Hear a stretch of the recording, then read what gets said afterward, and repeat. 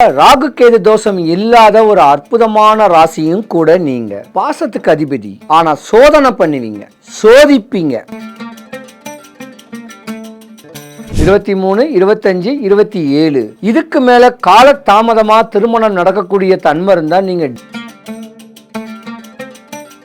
படிப்புல ஒரு கவனம் இல்லாம, பிடிச்ச வேலை இல்லாம, கிடைச்ச வேலை இல்லாம பலவிதமான இடையூறுள்ள இளைஞர்களை அலைஞ்சுக்கிட்டு தான் இருப்பீங்க. இது விதி. ஆனா நீங்க வழிபடக்கூடிய ஒரு தெய்வம்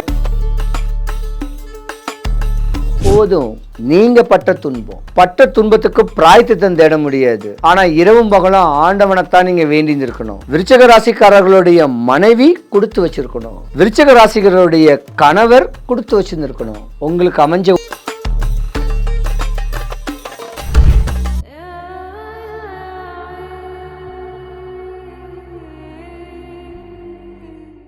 சிவாய் நம. வணக்கம். நான் உங்கள் ஜோதிடர் கருப்பசாமி, கேஜிஎஃப். ரியல் ஒன் ஆன்மீக சேனலை பார்த்துக்கிற அனைவருக்கும் வணக்கம். 2025 மே மாதம் மேச ராசி முதல் மீன ராசி வரைக்கும் உள்ள பலன்கள், பலவீனங்கள். விருச்சிக ராசி ஒரு தேளு. நீங்க இந்த விருச்சிக ராசிக்கு ராகு கேது தோஷம் கிடையாது. ராகு காலம் யமகண்டம் கிடையாது. ஏன்னா விருச்சிக ராசிக்கு அதிபதி தேளு காட்டுக்குள்ளதான் இருக்கும். அப்ப ராகு கேது தோஷம் இல்லாத ஒரு அற்புதமான ராசியும் கூட நீங்க. பாசத்துக்கு அதிபதி, ஆனா சோதனை பண்ணுவீங்க, சோதிப்பீங்க.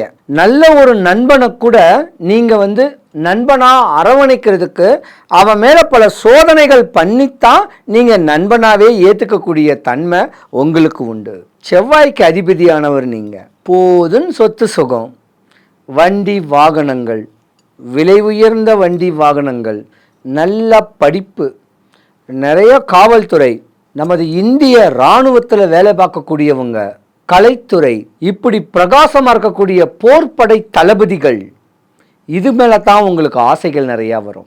ஆனால் கர்மப்பணலாம் அனுபவிக்க பிறந்தவங்க நீங்கள்.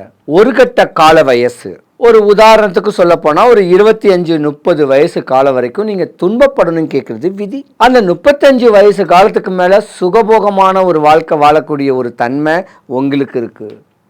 ஆனால் ஆண்களாக இருந்தால் ஒரு குறிப்பிட்ட காலத்தில் கல்யாணம் பண்ணிடணும். 23, 25, 27 இதுக்கு மேலே கால தாமதமாக திருமணம் நடக்கக்கூடிய தன்மை இருந்தால் நீங்கள் டிப்ரெஷன் ஆகிடுவீங்க. அந்த மாதிரியான ஒரு நேரமும் விருச்சிக ராசிக்காரங்களுக்கு உண்டு. ஆனால் இத்தனை வருட காலமாகவே 2025க்கு முன்ன வரைக்கும் படிப்பில் ஒரு கவனம் இல்லாமல், பிடிச்ச வேலை இல்லாமல், கிடைச்ச வேலை இல்லாமல் பலவிதமான இடையூறுள்ள இளைஞர்களை அலைஞ்சிக்கிட்டு தான் இருப்பீங்க. இது விதி. ஆனால் நீங்கள் வழிபடக்கூடிய ஒரு தெய்வம் எம்பெருமான் முருகக் கடவுளை முறையாக வழிபட்டு வந்திருந்தாலோ, அகோர வீரபத்திரருடைய வழிபாடை முறையாக பண்ணிட்டு வந்திருந்தாலோ உங்கள் வாழ்க்கை பிரகாசமாக இருந்திருந்தாலும் இந்த வருடம், இந்த மாதம் உங்களுக்கு ஒரு யோகமான ஒரு செய்தியும் வருது. நல்ல வேலை, நல்ல உத்தியோகங்கள், காசு பணங்கள் வரக்கூடிய ஒரு தருணம், இழந்த சொத்துகள் எல்லாமே மீண்டு வரக்கூடிய ஒரு தருணம் உங்களுக்கு தான் உண்டு. நல்ல நண்பர்கள் கிடைப்பாங்க. உதவி ஒத்தாசைக்கு அண்ணன் தம்பிங்கெல்லாம் கூட வரமாட்டாங்க, அங்காளி பங்காளியும் வரமாட்டாங்க. நல்ல நண்பர்கள் அமையும். நீங்கள் கலைத்துறையில் பிரகாசிக்கக்கூடிய ஒரு தன்மையும் உண்டு.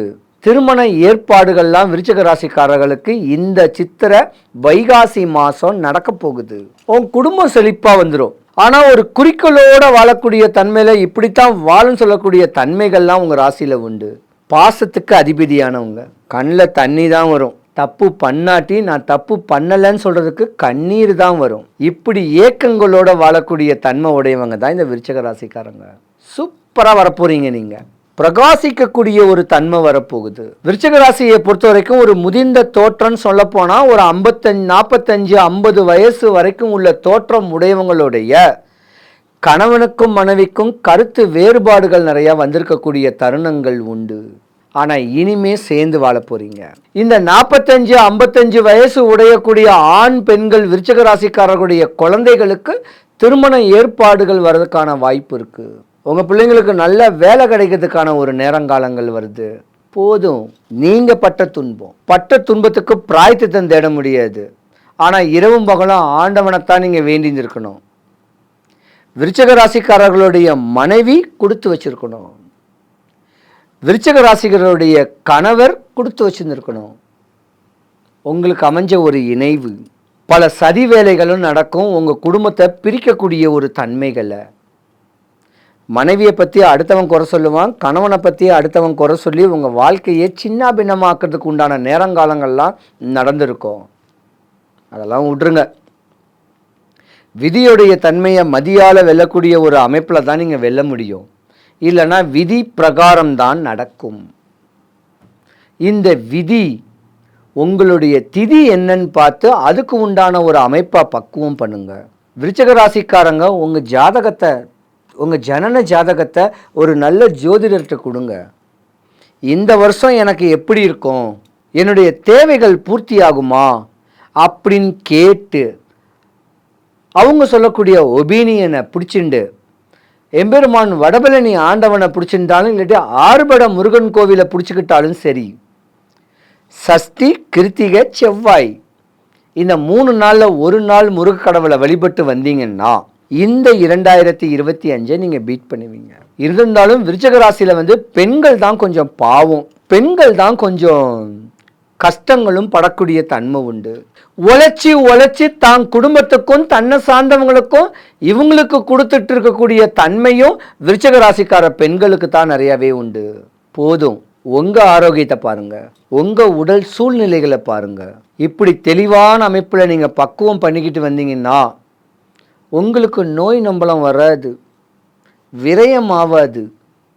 உழைச்சி நீங்கள் ஓடா தேய வேண்டாம், தெளிவாக வாழக்கூடிய தன்மை உண்டு. இந்த மாதம் உங்களுக்கு யோகம்தான். ஏதாவது ஒரு காசு பணங்கள் வரக்கூடிய ஒரு நேரங்காலங்கள் உண்டு. அதனால் முடிஞ்ச அளவுக்கு விருச்சிக ராசிக்காரங்க கணவன் மனைவிக்குள்ள ஒரு ஒற்றுமை தன்மையோடு வாழ்ந்துக்கிட்டு வாங்க. ஒற்றுமை சிதையிற மாதிரி எது சொன்னாங்களோ எதை பற்றியும் கவலைப்படாதீங்க. தான் கணவன், தான் மனைவி, தான் மக்கள், தன்னை சார்ந்தவங்களுக்கு மட்டும்தான் நீங்கள் வாழ்ந்துக்கிட்டு இருக்கணும். ஆனால் விருச்சிக ராசிக்காரங்களுக்கு ஒரு சொத்து பிரச்சனை வந்துட்டு போக வாய்ப்பு நிறையா இருக்குது.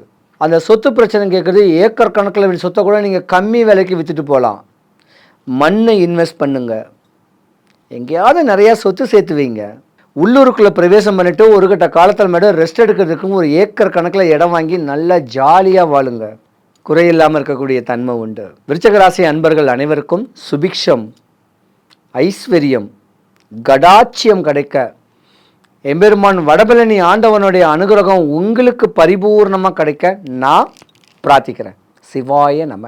12 ராசிக்காரர்களும் இந்த மே மாதம் தனக்கு யோகங்கள் வர்றதுக்கு ஒரு சின்ன சூட்சம பரிகாரம் ஒன்று சொல்கிறேன். ஒரே ஒரு பஞ்சாங்கம் மட்டும் வாங்குங்க. ஏதாவது ஒரு பஞ்சாங்கம் வாங்கி அக்கம் பக்கத்தில் இருக்க வேண்டிய ஏதாவது ஒரு முருகன் கோவிலில் இல்லைன்னா வடபழனி முருகன் கோவிலுக்கு ஒரு பஞ்சாங்கம் வாங்கி இப்படியே அரவணைச்சிக்குங்க.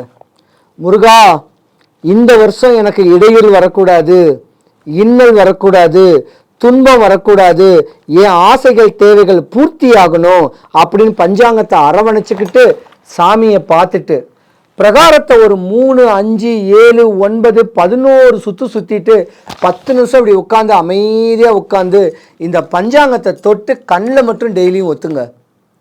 உங்கள் ஆசைகள் தேவைகள்லாம் பூர்த்தி ஆகிடும். பஞ்சாங்கம் ஒரு வீட்லேயும் வைக்கணும்.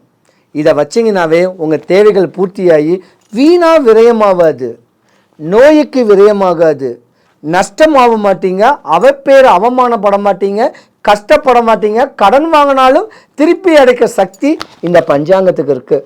ஒருத்தரும் ஒரு பஞ்சாங்கம் வாங்கி வீட்டில் வச்சுக்கோங்க, உங்கள் பேக்கில் வைங்க, சாமி ரூமில் வச்சிங்கன்னா நீங்கள் ஹாஸ்பிட்டலுக்கு போகணுன்னு அவசியம் கிடையாது, கோர்ட்டு கேஸுன்னு அலைய கிடையாது, அடிக்கடி ஜோதிடம் பார்க்கணுன்னு அவசியம் கிடையாது. இப்படி யோகங்கள் நிறைய இந்த பஞ்சாங்கத்தை வாங்கி வீட்டில் வைங்க. உங்கள் எல்லாருக்கும் எல்லா வளமும் எல்லா நலமும் கிடைக்கணும். என்ன நீங்கள் பார்க்கணுன்னு நினச்சிங்கன்னா என்னுடைய சொந்த வீடு தாம்பரத்தில் இருக்குது. கூகுள் மேப்பில் கேஜிஎஃப் கருப்பசாமின்னு போட்டிங்கன்னா கூகுள் மேப்பில் என்னுடைய சொந்த வீடு லொக்கேட் ஆகிருக்கும். ஃபோன் பண்ணிவிட்டு வாங்க. எல்லாருக்கும் எல்லா வளமும் கிடைக்கணும். வரும்போது 15 ரூபாய் வெத்தலை, 10 ரூபாய் கழிப்பாக்கு, 3 எலுமிச்சம்பழம் வாங்கிட்டு வந்தாவே போதும். நான் உங்களுக்கு ஜோசியம் பார்ப்பேன். சிவாய நம.